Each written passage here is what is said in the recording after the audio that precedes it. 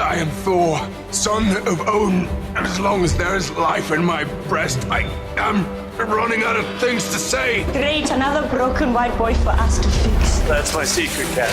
I'm always angry. You took everything from me. I don't even know who you are. With great power comes great responsibility. I can do this all day. Wakanda forever! And welcome, Internet, to another episode of Views from the 616, the blackest MCU podcast in the multiverse, powered by For All Nerds, where we discuss everything in the MCU from the perspective of people of color.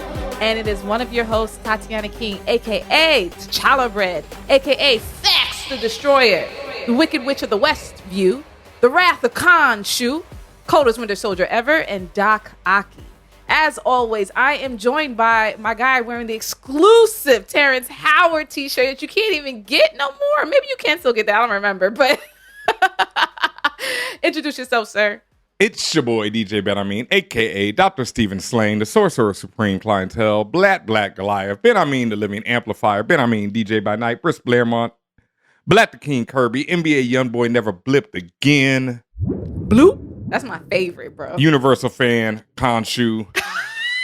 Wrong was right, America was wrong. Facts.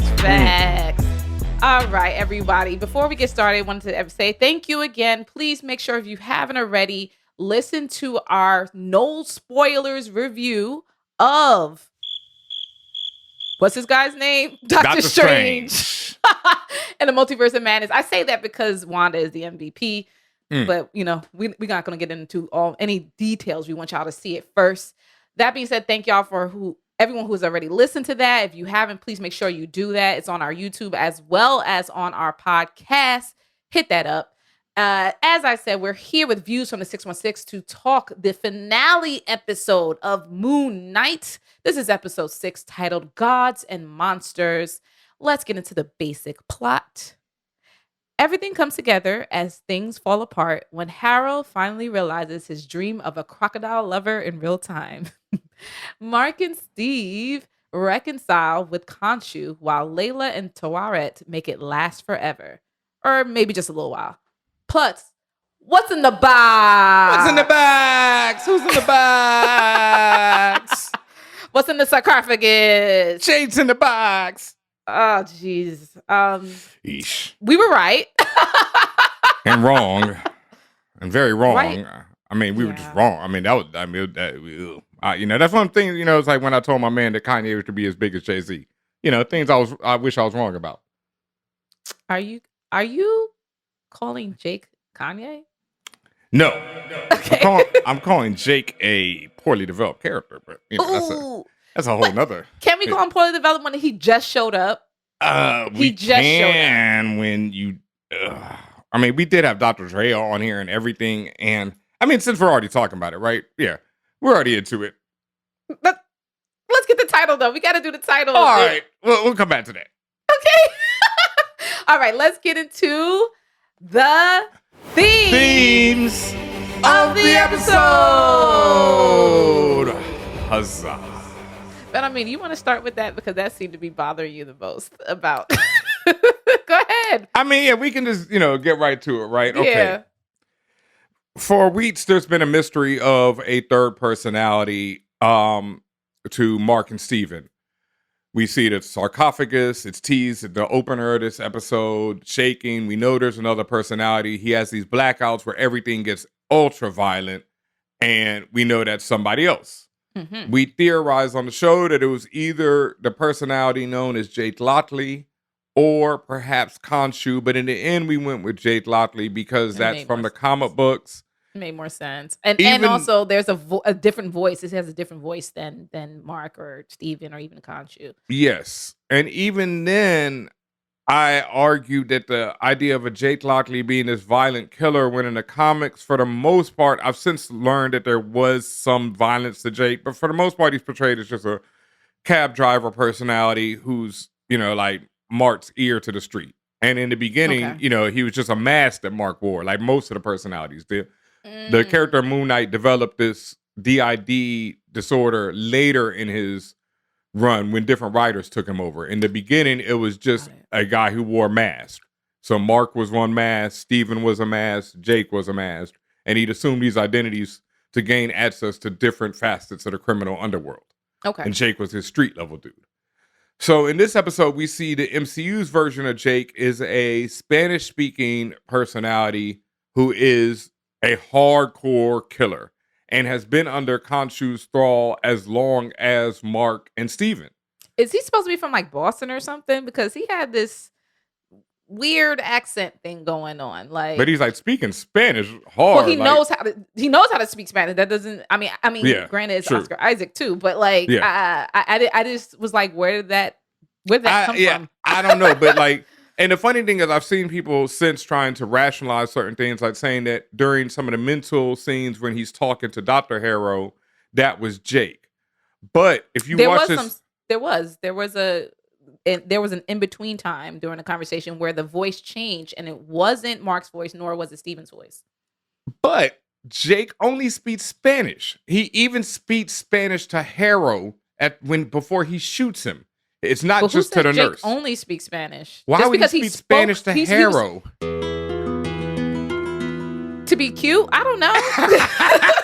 I feel like people are trying to say that scene, and to me, I don't agree. I feel like those scenes were always Mark and Steven. I feel like this is the first time we see Jake on screen. Every other time it's been a cutaway to the violence. So how do you explain just literally the different sounding voice? It was just Oscar messing up the accent. He was messing up the accent? Look, that much that it sounds like a completely different person? Someone's got to show me those scenes. This is one of them goldfish things. And like I say, in this part, he's only speaking Spanish. Only. Exclusively. As if that's all his personality knows how to do. But back to my real issue with it, and as we had Dr. Dre on the show talking about the fact that they turned this Jake Lockley into this ultra-violent personality in order to absolve Mark of some of his wrongdoings is corny and whack to me, and also very disrespectful to the DID thing, as Dr. Dre said, because historically they are less violent. So if you have a personality that you do not develop and only promise to hopefully develop later on in, a sequel or whatever, and make them just ultra violent only to absolve Mark of some of his problems, it's super whack, and it's kind of going the way of Split now, right? Yeah, and not only are they going the way of Split, they're going the way of like a lot of these Marvel products, and I'm starting to see why people have had such an issue with Marvel, because it really makes these monsters seem heroic. And that's not like the case of Marvel comics where like Tony Stark is normally known as a monster, that's just how it is. But this idea that Mark isn't this scumbag is so wild to me, because this man murdered Layla's father, or was involved in the murder of Layla's father, whatever, was a mercenary killer for hire, murdered a bunch of people who, that's only on Khonshu whether or not, they are truly evil. Just like all these people died in this episode where it's only on Amit, but we judge Amit because it's a crocodile, and Khonshu seems kind of cool. Yeah, and so it's never addressed in this series what happens. Mark has married Layla, lived with her, lied to her, and then at the end of this series, whatever it is, it's just left, like Layla vanishes at the end. There were so many problems I had with how this episode ended, especially. I thought it was actually really good episode up until the end. And then it made me question everything about the series in the wrong way. Like the fact that they go back to that mental scene between him and Harrow. I don't understand when and why this is taking place. Yeah, there's a lot of. And then Mark wakes up and he's like, "I'm glad that worked." And what worked? What are you talking about? That's what I'm talking. And then how does Harrow end up in this other real life institution for Jake and Khonshu to come and kill him? It's just also like, aha! And then that happened. It was like, oh, you thought you were here. Oh, you thought you were on the 4th level inception. You're on the 10th. Yeah. It's like a gotcha. It's like you're trying to get me, but it's just like, it's already confusing. Oh, what a twist! And it's like not a twist. We don't need a Shyamalan stuff. Like, it's already confusing. And if you don't have to answer my question per se, but you don't have to drop me into more confusion. And you have to make sense within the logic of what you're doing. That's all I ask. It doesn't make sense within its own logic. It doesn't. I don't understand, honestly, where the whole mental scenes throughout the series are taking place. You know, once they're with Dr. Harrow and him sitting there, other than his own mind trying to rationalize everything that's going on around him. Right. And so, go ahead. If that's the case, why is Harrow reacting? Why is he, like, especially in that end scene, why is it the whole I gotcha moment if it's in his own mind? Harrow's also a figment of Mark's imagination. But then Harrow's not a figment of his imagination. He's not, because he got killed. But Mark killed him. Mark killed his own alter. Harrow is his alter. What if they come out with that? And that's what I'm saying. It's a bunch of bullshit at the end of the day. It's just like, where are you going with this? And then I gotta say to you, with the exception of Layla disappearing, what do you mean they didn't come to terms? They didn't come to terms with Mark. You didn't see that nice bow they put at the end? Mark redeems himself. He found himself in the end. He did say he realized he was a monster when they were looking through his memories. And at the end, he talks about how I needed you, Steven. You are my very first love. You're my real superpower. Love. How did the Stales ignore Jake?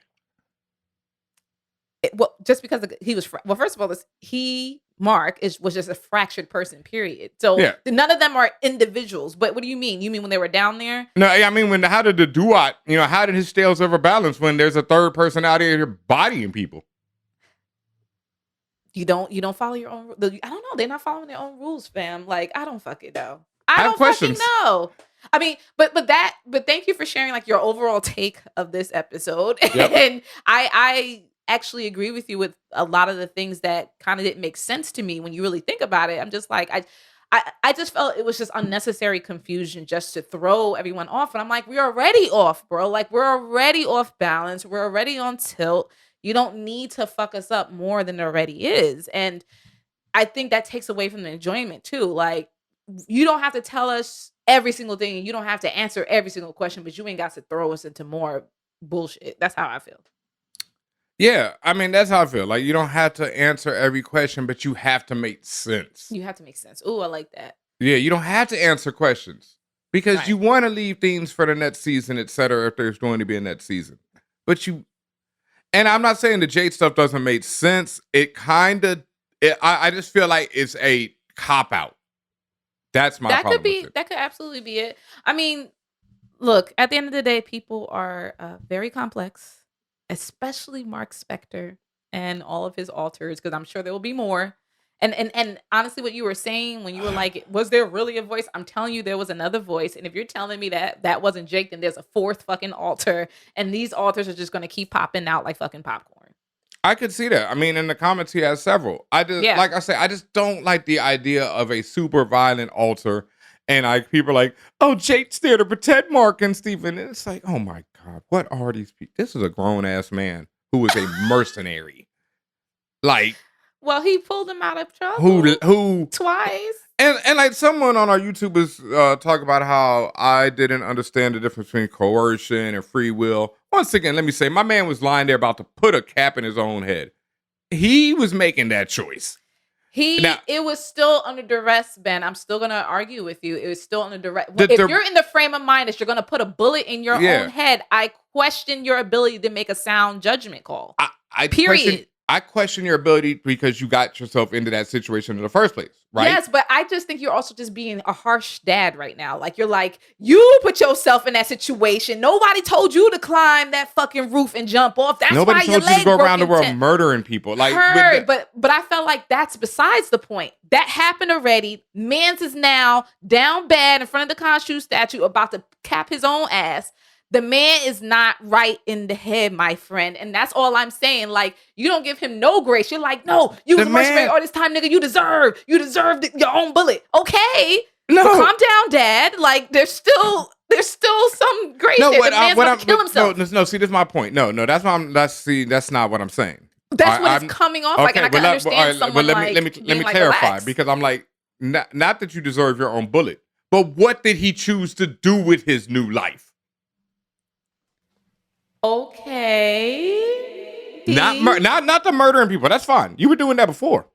What did you choose to do with Layla? He said, but he also said so himself, I decided to continue being a killer. That's what I was. Yeah, no, but what did he do with Layla? What did he do with Layla? Oh yeah, he fucked up with Layla. But my point has nothing to do with any of that. My thing is that nothing that you're saying negates the fact that he was under duress. No, I'm not saying that. He was coerced into that. That's what people. But it sounds like you're negating that. No, listen. He was coerced at the end of the day. Listen, Linda. Listen, Linda. Listen. All right, there's like Harrow said, there are options here. Mark could have shot himself, right? Dead. Layla never gets married to a man who was involved in the murder of her own father. Mark could have become the option of what Mark chose. Become Moon Knight, murder more people, lie to Layla. The option that Ben is suggesting, become Moon Knight, stop lying to Layla. Kill people. And I agree with you. There's nothing wrong with any of the other stuff you said. All I'm saying is that's besides the point. Like, Mance was under duress. That's it. That's all I gotta say. I don't care about the duress. And that's the point. You don't care. No, I get it. I fully agree with the duress. What I'm saying is, what do you do once you have a new life? Do you lie to this woman? Or do you I don't think maybe I should get out of her life? I'm Moon Knight. I can. But that's what he said. That is what he kind of. Well, that's also because he was fucked up with Steven. But that's what he claimed he did. That's why he wanted to get a divorce. Remember that? Now that was still fucked up. But Ben, he did exactly what you said you want to do. Maybe get out of her life. Okay, I'm getting a divorce. Little late. Why not tell her?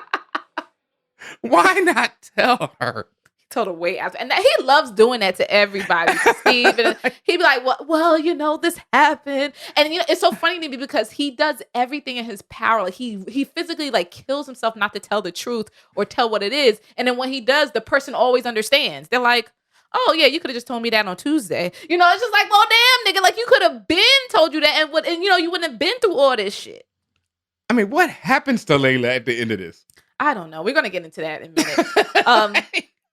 Besides just our overall take of the episode, in terms of themes, it's the actual title of the show, Gods and Monsters. That's a big running theme from the most obvious, biggest that you saw, like quite in the physical, the Gods and Monsters, to some of the more figurative expressions of it. In terms of Gods and Monsters, you think of there can also a god and a monster can be two sides of the same coin. They could be one and the same. A god could be portrayed as a monster. A god could act in monstrous ways. Monsters can be gods themselves, etc., etc. Even when you look at how Khonshu and Amen are represented, even though that they both are have references from actual Egyptian mythology, in Marvel, Khonshu has more of a raven's face or head, as opposed to like a whatever the other a falcon. It's a skull, looks dead. He's dead. He looks like a monster. Amen represented with the face of a crocodile. When you think of a crocodile, you just think of eating, devouring. You think of an eater of men. In the actual ancient Egyptian religion, Amen was portrayed with the forequarters of a lion, the hindquarters of a hippo, and then the head of a crocodile, which are all the three largest man-eating animals known to ancient Egyptians. So, really pouring it heavy. We missed out. We missed out? Yeah, how it could have been shown? That would have been amazing. Well, also, they probably didn't want to confuse people, right? Because you already saw Tawaret, the hippo. Well, yeah. You already saw Tawaret, the hippo, and, you didn't want to throw in a lion and shit. So, I don't know. It would have been so confusing, but so amazing. Right. Men can pose to be gods. Think of people like Harrow, but they end up being monsters as man is fallible, which also led me to another question about, would that then make these Egyptian gods also fallible, or are they just following the principles of what makes them them? Are these gods also no better than man? Yeah, these are not gods in the sense of a omniscient, omnipotent God. These are gods in the sense of intradimensional beings. Yeah. Yeah, who are not, who are just, thugs. These are thugs with powers. These are old thugs. These are old ass thugs with powers. Yeah, pretty much. Not much more than that. Got it. And then, as I mentioned, just the physicality of it, Godzilla. Literally, Amen, as she's devouring these souls, becomes as big as the Pyramid of Giza, the Great Pyramid of Giza. and her and Khonshu, who gets up there to her size, they literally start fighting like giant robots. I don't know if you like that scene or not. I did. Or you did? Okay. Yeah, all right. I did like it. It reminded me of like Power Rangers with the Zords fighting. Like that it was definitely like Japanese anime type shit. I like it. I like when Ahmed grabbed his staff and swept and like caught a Jeep on the ground. That was my wonder, was like anyone seeing this? Right. Was anything else being disturbed by this? But then I saw him hit the Jeep and I'm like, somebody's Jeep got fucked up. So whether they just saw their Jeep fly in the air and didn't see what happened, maybe, but. Well, the people of Cairo did see it because they looked up as like all this shit was happening. But they were looking up at the soul stuff. But I don't know. Yeah, they would have reacted to these giant. Because one, from what I understand, the pyramids are like, I've been to Egypt. I was in the airport and my peoples live there, and I wanted to see the pyramids the day I was there, and they were like, "It's in the hood, dog." You know, so it's like the hood surrounds the pyramids. From what I understand, of the immediate area surrounding Atlanta Airport. So. Yeah, so they were like, let's just chill at the airport, fam. So, I think people would have seen them if. But there was not much reaction. I don't know. But also, Ahmed running around one by one trying to steal the souls of Cairo. There are like 3 million people in Cairo, fam. Like, if not more. I don't know. It's a big ass city, dog. Yeah, but it was cool. It was cool to watch that fight, and then you saw the two avatars of Mark / Moon Knight / Mr. Knight / Steven. Fighting Harrow and literally like when Harrow got Mark down on the ground, you saw the same thing happen to Khonshu and the whole mirroring of the victory and the defeat and all that stuff. Fire fights and fire directing throughout this episode. Yeah, like all of that shit worked. Yes, the switching back between Mr. Knight and Moon Knight during the fight was sick. Marvel versus Capcom. That's what the fuck I wanted to see. There was a great shot when he's battling and he gets bumped into this room and there's some televisions and you see the fight in the TV screen. Oh. Yeah, I was like, oh man, in the reflection of the TV screen. I was like, man, that's great. And just all the little back and forth, like him throwing the baton and then Moon Knight catching it. Right. Yeah, no, that shit was fire. And it was seamless. And that's why I had said like a couple episodes back, I'm like, are we going to ever see a situation where it's just a seamless transition between the two because they're working together? So I'm glad we got to see that. Definitely did. It was smooth. Yeah, real smooth. The other theme that I was talking about earlier with some sarcasm was about what makes a hero. Finding the hero within yourself. And finding self-love. And the friends we made along the way. Huzzah! Yatta! High five, freeze moment. Like. Yeah, so Mark finds himself. He finds the hero within when no, I'm rejecting heaven. Tell the angels no. They want to take me from this heaven earth. Can wait. Bring me back to her. Heaven can wait because I'm going back to my man, Steven. Mark tells Stone Steven he was the only real superpower. And Stone Steven. Stone Cold Steven. So. Stone Cold Steven Grant. Oh, man. Yes, he tells me he's the Can only I get a hell yeah? Blimey. Because Steven don't really cuss like that. What he say? Yeah. Bloody. What? Can I get a bloody yeah? What? Bloody hell.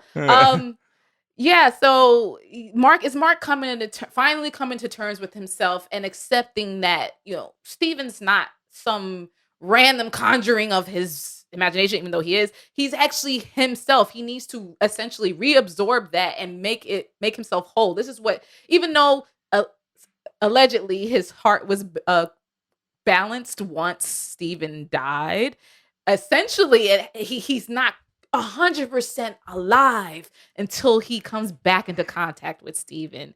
Mark and Steven are one. The completed heart is joined between them. They find that common ground. It releases them from the shackles of the Duat, and Osiris's door opens back to what we think is the 10th level of the Inception. Don't forget, Osiris is a big sap, and that's why the door opens, as Tawaret says. Oh, you big softy. I didn't realized that's what she was referring to. That's what she says. Because Osiris felt. Yeah, he Osiris felt was the like, love. well, no, Osiris was like, I felt that. Yeah. Open the doors. All right. When he gave that speech, I felt that. Yeah. Okay, bro. You got to see that buffalo's eyes when you feed them apples. Yeah. Please. All right, so either of them could have fallen off the boat, right? You know? Either of them could have fallen on the boat, and the other one would have got the other. Like I feel like there's that's no all question. it was, just falling off the boat. There's it's no like, question that Steven would have went back for Mark. We already know that. No, I'm not talking about that. I mean, just one of them dying gets you into heaven. It's not that. It's like, remember what Tawaret said? She said, you don't need him. But he does. But clearly he does, because otherwise, how do you get back through the door of the living? Blah, blah, blah, blah. If that's even to believe. And this is what it makes me mad when you mentioned earlier about it's just unnecessary confusion, and it's just more levels for no reason. When we first, episode 5, or episode 4, when we first got there, he was dead, right? He was dead, right? He got shot. He ended up in the psychiatric hospital, Putnam Psychiatric Hospital. Yep. And then Tawaret showed up and said, oh, let me take you through the River Duat, right? Yep. And then there were times while he was in Putnam where he was waking up in the real world with Harrow, with Dr. Harrow. Yeah. But not the real world, right? That was still and that's what I'm trying to say. Still in the Duat. I'm gonna need someone who's a good artist. I'm just like how they did for Inception. I'm gonna need someone to show the different layers that I'm saying, because right now I'm in the 3rd level of hell right now. But see, like Inception lays out its rules, and for as far very as I know, clearly, and as far as I know, sticks to them. It does stick to them, and at the end with that one question, but that's the one question. Yeah, but that's the one question. That's it. This lays out all kind of rules that. Or there are no rules, because the whole, like I say, either of them could have fallen off the boat, and that would have solved, like, no rule there. Like you said, he gets shot. We see him in the mental institution. He goes back to normal, and then we see him back in the office with Dr. Harrow. He keeps getting dragged out of there. We saw the physical changes in him as he's fighting, as what I said last week. Because what I assumed was him trying to somehow get this statue from Steven is why we were seeing these things. Because, like I said, I assumed that it was something about they were fixing the reality. Because he's like, yo, I was in a fight. And then he's healed. Literally, all that happened in allegedly the real world was Mark died. And Harrow's mans walked over and picked up the statue off of him. That's what happened. That was it. That was it. And then somehow he's having these visions. So they must be in his own mind, because it's not Harrow actually questioning him. And I don't think Harrow, I don't think Ahmed is doing anything. No, remember Ahmed's off.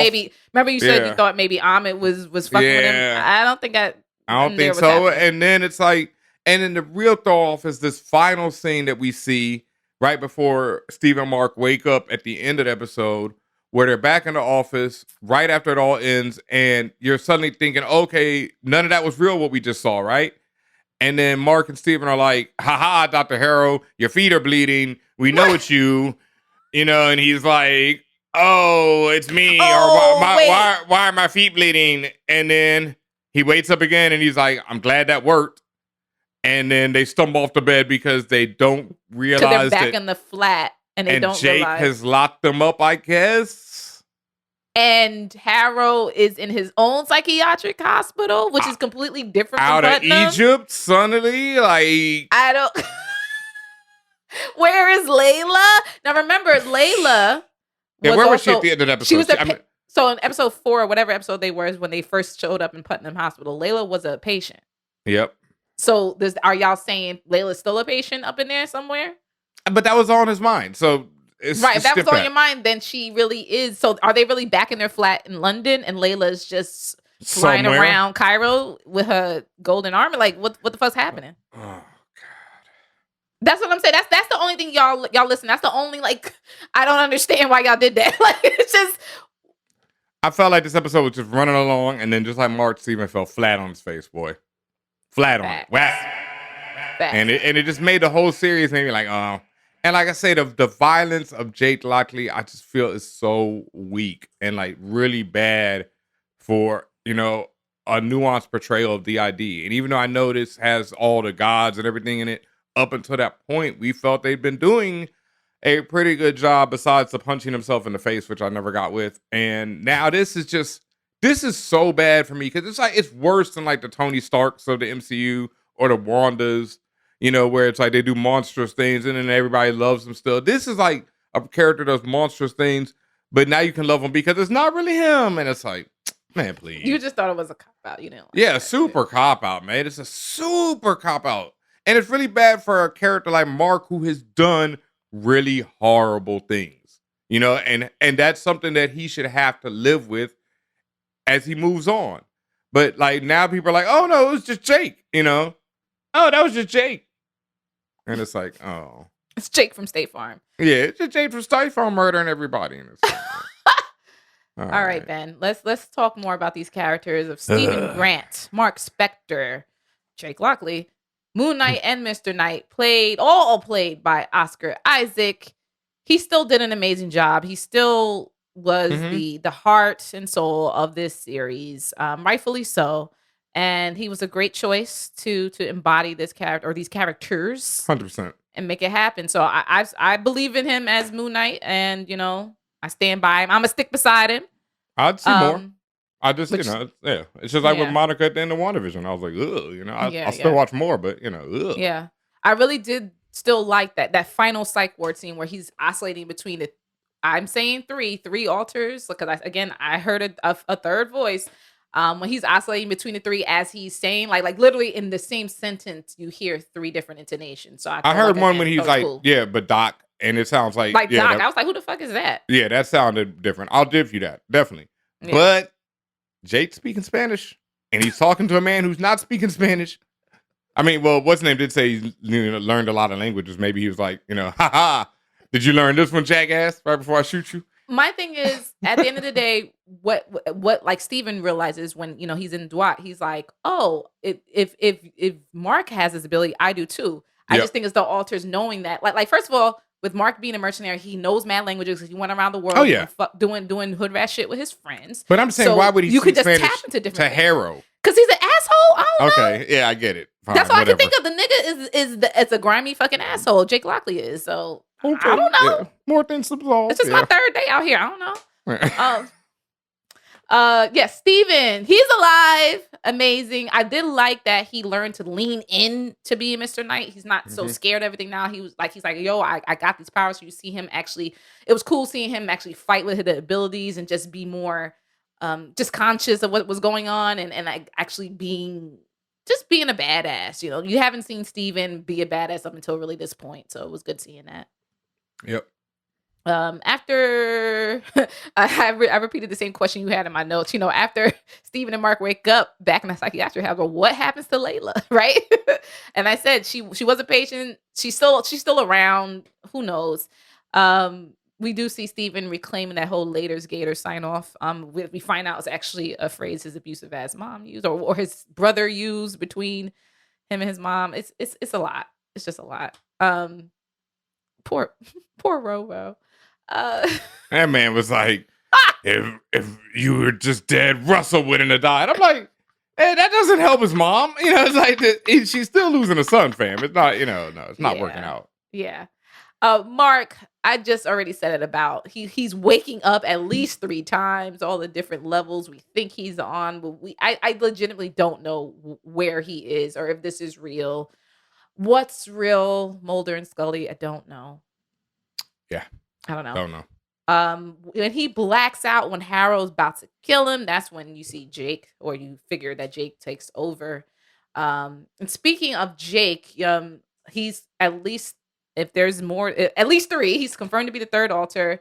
He was another alter essentially or allegedly created by Mark, which I think to deal with all the impossible situation that called for a level of violence that Mark wasn't willing to commit himself, which is weird because Mark was a killer. So he was already wild violent. But this was ultra violent, which is Clockwork Orange levels. So whatever. The old in and out. Yeah. Like we saw, we didn't see, but we realized that's Jake that appeared when Mark was first surrounded by all the random goons when he first got to Cairo, and Mark blacked out, and all of a sudden everybody was on the floor, everybody was dead. Yeah.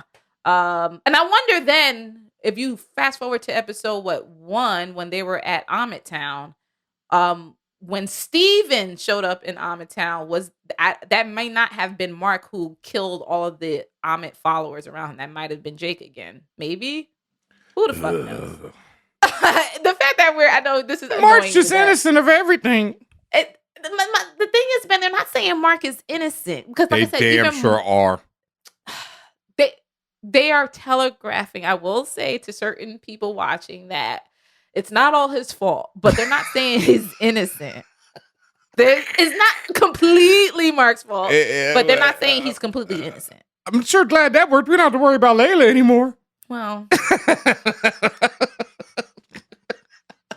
back in the flat. I don't know. We do see Jake killing, or we believe he kills Harrow. We lighten his ass up with the blicky in the back of the limo.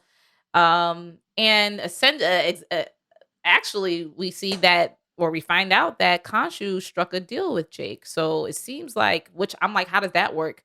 Jake is Khonshu's avatar now, or at least his henchman. Jake has been Khonshu's avatar. The whole time. The whole time. Okay, so yeah. What does his Moon Knight look like then? Well, Layla definitely reacted like, what the fuck was that? So maybe he has a different suit. Just look like Spawn or something? Yeah, it's like completely demonic, murder and everything. All kind of spikes. Extreme. X game mode. Now do extreme. Jake really is the X game mode version. He really is of them. He is definitely the '90s version of Moon Knight. Moon Knight, Mr. Knight. I love that they're now working together. I love seeing the interchangeable fighting, and again, I really love being able to see Mr. Knight's fighting style. That was cool. Mm-hmm. Let's talk about Khonshu, just fucking hilarious. Played by F. Murray Abraham. This nigga don't care about shit. Don't care about a goddamn thing but himself. Even though this was also a play on Layla's nickname, he called Layla a little bug. He continues to be very condescending to humans in general. Like he feels like they're all annoyances, even though he's the one that needs us at the end of the day. Like after Layla frees him, steps on the fucking Ushati, the first thing this nigga does is saying, well, Mark dead, you want to be my avatar? Like, with no fucking disrespectful. He starts reading the oath to her. That was the funniest shit to me. Like, he even warmer. He didn't even like lead up to it. He was just like, let me. He's like, you know what it is. Like, you know what time it is. He telling Mr. Knight and Moon Knight when he does reanimate and comes back with Marc Steven and he telling Moon Knight and Mr. Knight to hurry up, idiots. Like, the man don't give a fuck about nobody and never fucking will. And also, as we see, he's gonna get his way one way or another, because as we see Jake light up Harrow, like, and that's what Khonshu wanted. Khonshu was like, when they first imprisoned Amit into Harrow, he was like, all right, now you gotta blow this nigga away or she's gonna still be a problem. And Mark, for the first time, was like, I shall not. And you should do it yourself, nigga. And Khonshu said, okay, then I will. Nick, this nigga was murdering the world. Kill him.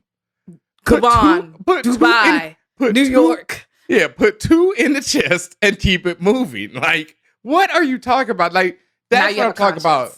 Yeah, the childishness of this. That's what I'm talking about. It's like, don't act like, no, Tony Stark would have disintegrated him immediately. Like, a word, He absolutely would have. He'd be like, all right, bong. Like, how many people do they kill in these movies? Like, they murder, like, in the beginning of Age of Ultron, when the Avengers run up on them high, they are just murdering them left and right. It's just one dude. How else do you show that Mark has turned a new leaf? You don't need to. They want to. They have to, because he's turned a new leaf. He is restored. Yeah, you saw that. Osiris opened the gate, fam. I need a bucket to throw open right now. But yes, Khonshu presumably destroys Amit since Harrow is killed. Khonshu can't do anything directly, so that's why Jake lights it up. I noticed Khonshu now has the fit on. He has the Armani suit on. So I'm like, all right, cool. At least we getting someplace. I love when Amit was like, damn, time has not been good to you, fam. I was like, that's what we've been saying all along. Read him for filth. No. My favorite Layla El-Fuli, played by May Kalamoy. Apologies for pronunciation. I love that how she rejects, like, she actually only one stays true to herself. She rejects Khonshu's adventures to make her avatar. She essentially says, "Are you dumb? Why the fuck would I enslave myself? No, no, no." However, she does agree to become Tawaret's temporary avatar.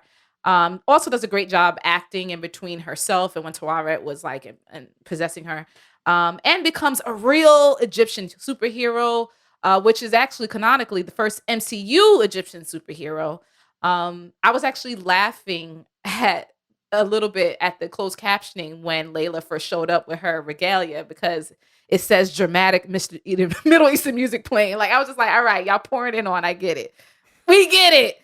It's important. I get it. So Yeah, and she's actually named. Marvel confirmed that she's named the Scarlet Scarab, Scarlet Scarab, yeah. which is a reference to her dad because her dad's real name in the show is a reference to the original Scarlet Scarab, who is a minor character in Very Marvel. minor. When I was reading Super. it, I it was like one paragraph, and I was flipping the page like, that's it. Man, I know like the most minor characters, and I don't even know if that man turned up in a Marvel universe back in the day, dog. Because I know I used to read them things backwards and forwards, and I know all the minor people, but Right. Well, this is my first time.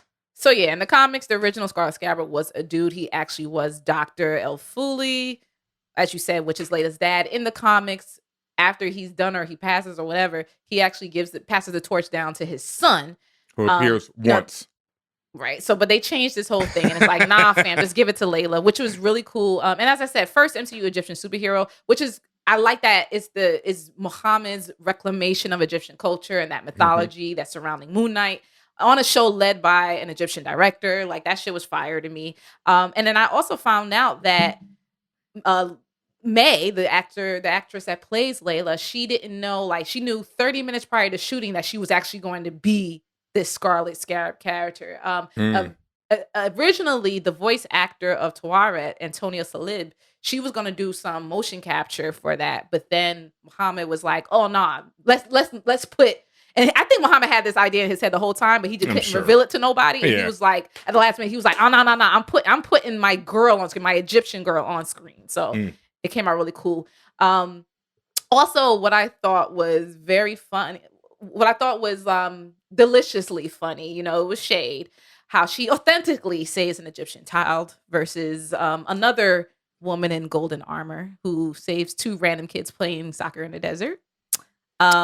This actually, and again, this is I don't care what nobody says, this is shade because Muhammad had been very vocal previously, and it was interviews about Moon Knight before Moon Knight came out. He has been very vocal about his criticism of Wonder Woman 1984, especially with the portrayal of Egypt. He says just as a location, they never truly even shoot in Cairo. They shoot in like Morocco and all these other places. They straight up said like Egypt had like, you know, a dictatorship or something, and it was like a democracy in 84. It was so bad. It was bad, but like you know, Muhammad, he was saying that he was like, well, first of all, they never even shoot in Egypt proper or even in Cairo proper. He said that's wild disrespectful. He said like with this is with Wonder Woman 1984, they lean on all the stereotypes. You know, he said they try to make it seem like it's nothing but desert and it's not modern. And then he said inexplicably there was like a sheik there, and it's like, why would there be a sheik there? Like we're in Egypt. That's not even the same culture. Yeah. And because of that, like I said, he got a chance to right the wrong. I know this was in this man's mind. He's like, watch this. I'm gonna show y'all. So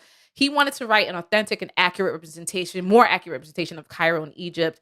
I mean, and really modern too, because to me, when Harrow and them was fighting, they looked like they was in front of a Subway shop, like a Subway sandwich shop, like you know, with the neon Arabic lettering and shit like that. That's exactly how it looks.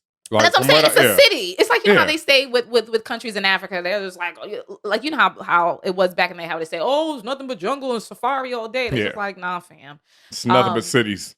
Yeah, it's nothing but cities. And to me, she was a May, or rather Layla was a better golden goddess than the Golden Eagle armor. I mean, the less we mention Wonder Woman 84 is the better for me, dog. I'm just saying, it's obvious. That's like saying, the bar is the floor, fam. It's like, it's not. The bar is the floor. Yeah, and the bar also, is the floor. It was a nice touch that May, the actress in real life, she's Egyptian Palestinian. So, and this was her first major role. That's what's up. Right. I remember we talked about that. Yeah. Yep. Tawaret, voiced by Antonia Salib. She's the one who offers Layla the chance to be her avatar and grants her a sick costume with wings. When she said those souls, remember in the last episode, she said the souls were being condemned too early. That was probably, as far as timing, that was probably right when Harrow was murdering those guys at the checkpoint. So like, remember we were talking about, well, is this happening in real time or not? Essentially it was. And then this one kind of, I felt like this was on purpose or also throwaway when they were like, she told Layla that she knew her father and she took him to the field of reeds. So at least Dr. El Foley is in peace. He's in the field of reeds so that, his heart's balanced at the very least. Yeah, there's a bit more souls coming down than just at that checkpoint. It was a bit more, but but we're trying to make sense of the senseless right here. Facts. And then your boy, stringy-haired Arthur Harrow / Dr. Harrow, played by the Ethan Hawke. Benhameen still would not get with this nigga at all. Nope. I laughed. I like the sunglasses. His sunglasses were smooth. Here's my thing. How powerful is Amit? Even though like she has powers through her avatar like everybody else. How was Harrow able to defeat 5 other avatars in like 6 seconds? I mean, they ain't got no costume. He did come in there and say y'all ain't got no hands, right? He was like, remember, he was like, y'all judges, y'all not fighters. But I'm just like, so Amit just is a fighter. I don't know. But he just took him out with the quickness.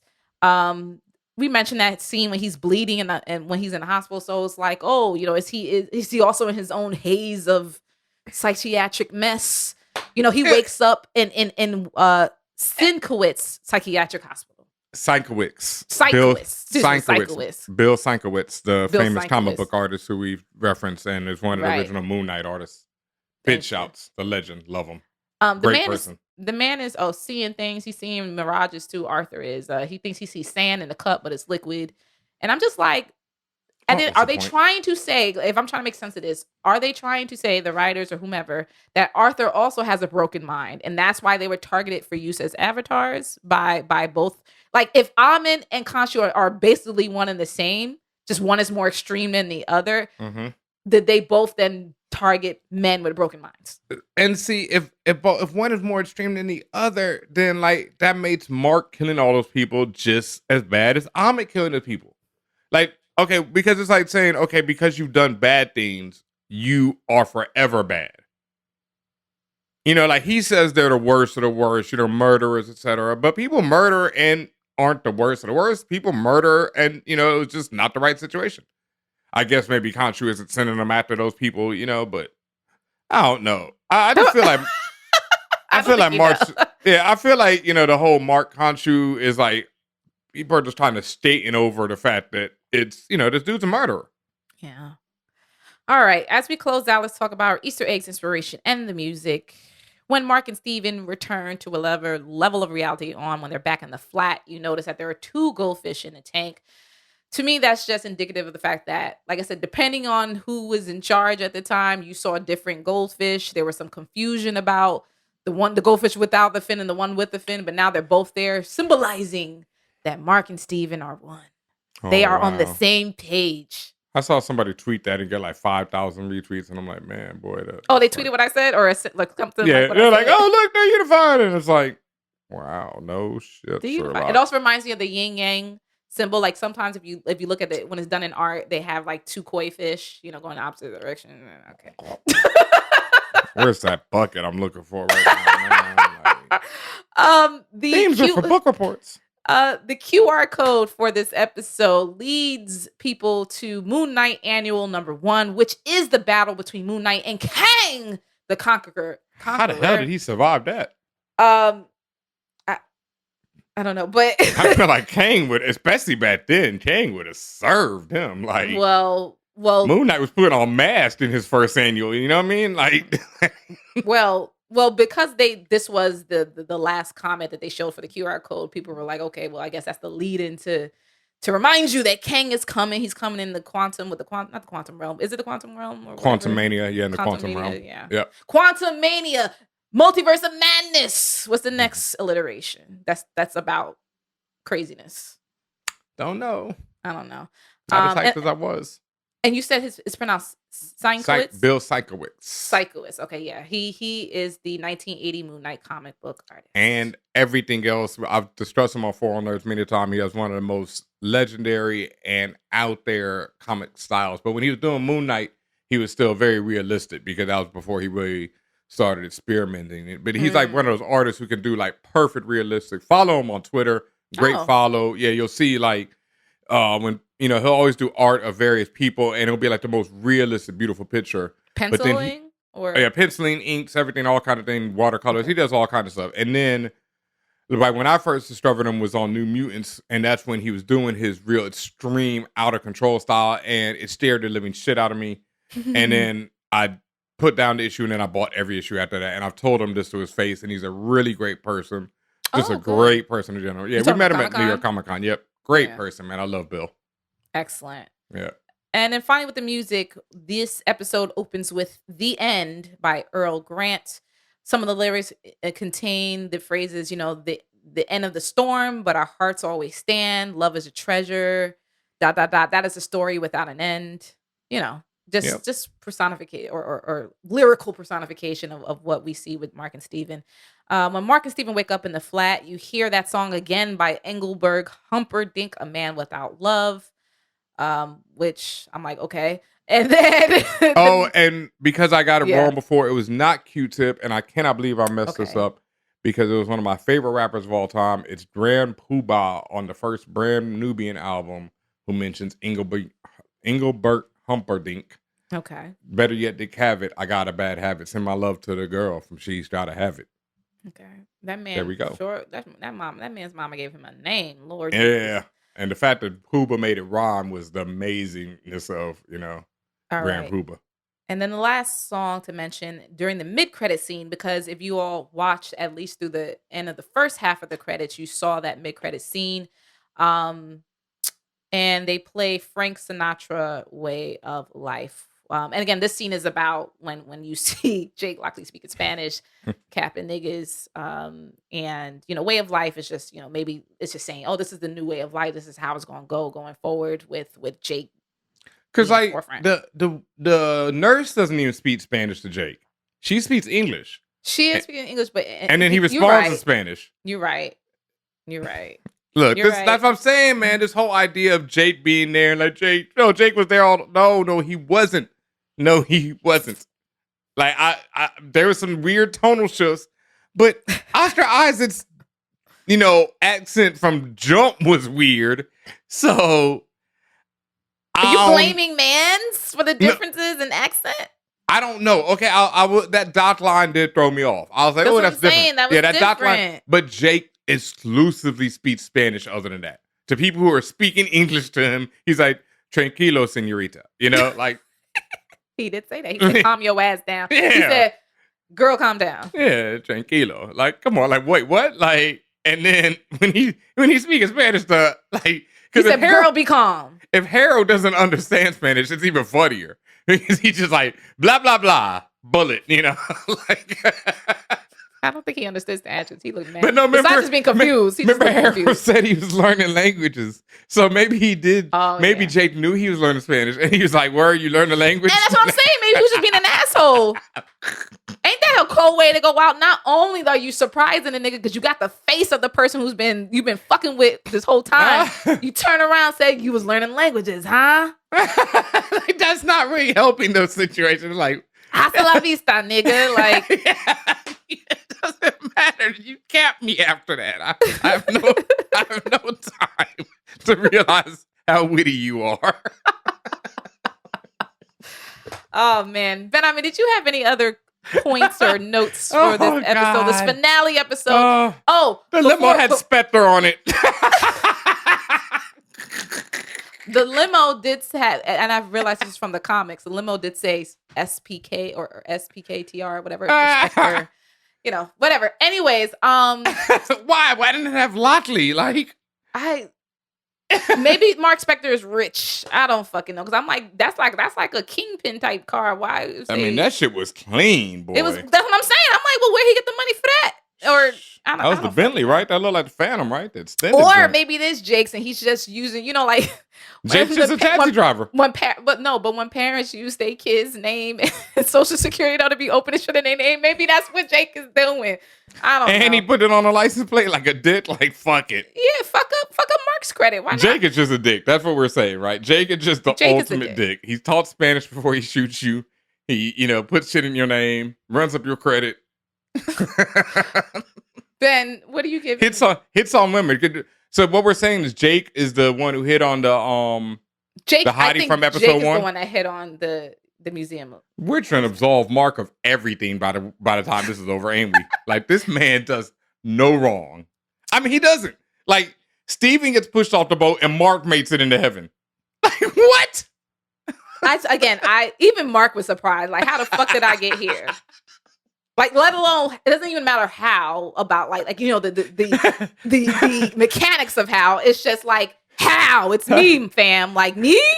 Richard Pryor once had this joke that whenever a black man hears a police siren, he's like, well, they can't get me for that. Can't get me for that. That's like him. He was like, oh, they missed that. Woo! All right, it is. You got to give me a grade. What do you think about Disney Plus Marvel's Moon Knight? What grade would you give it? It's like that Game of Thrones meme where they were like season 1, 2, and it was all drawn in. It was like episode 1, 2, 3 were pretty well drawn in. 4, 5 pretty well drawn in. But I'm gonna apologize to somebody on Twitter, and no, I'm not going to, because at one point they were like, they were heated and they said this needed 8 episodes because after 4 there was way too much plot for 5 and 6. And I was like, well, let's wait to see to the end. And they were right. They were right.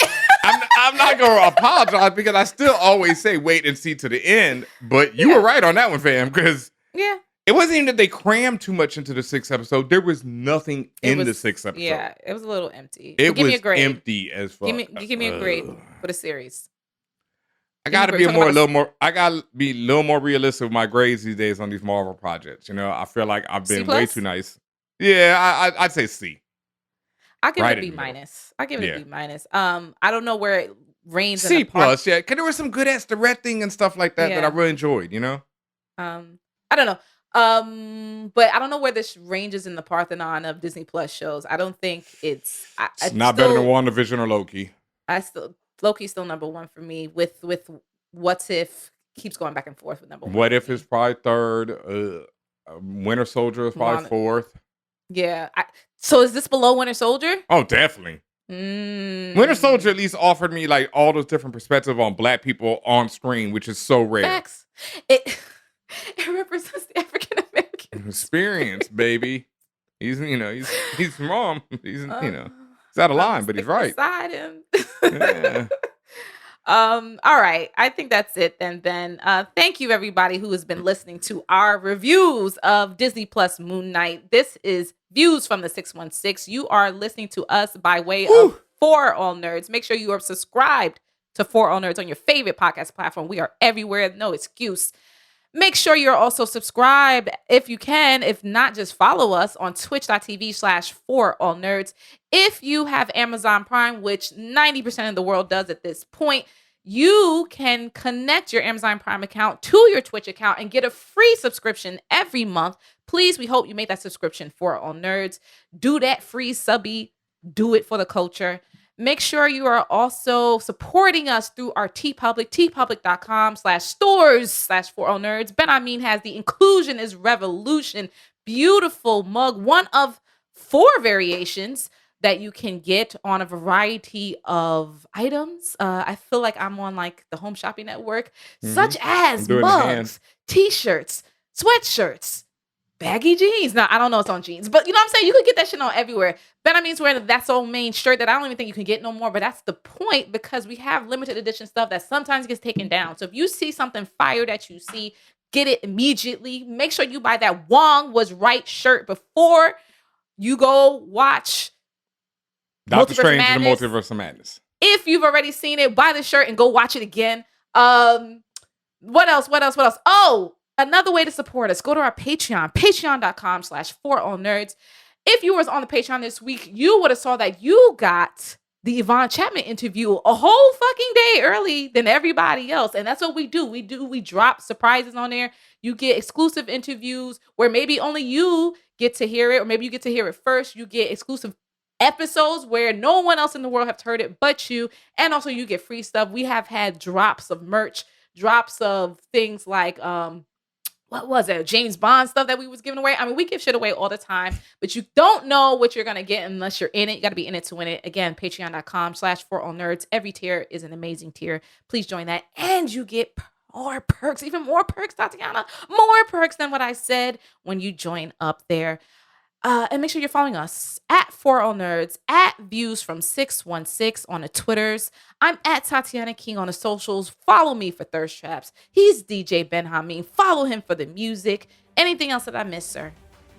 No, slight spoiler for Doctor Strange and the Multiverse of Madness. It felt really good to hear the MCU referred to as the 616.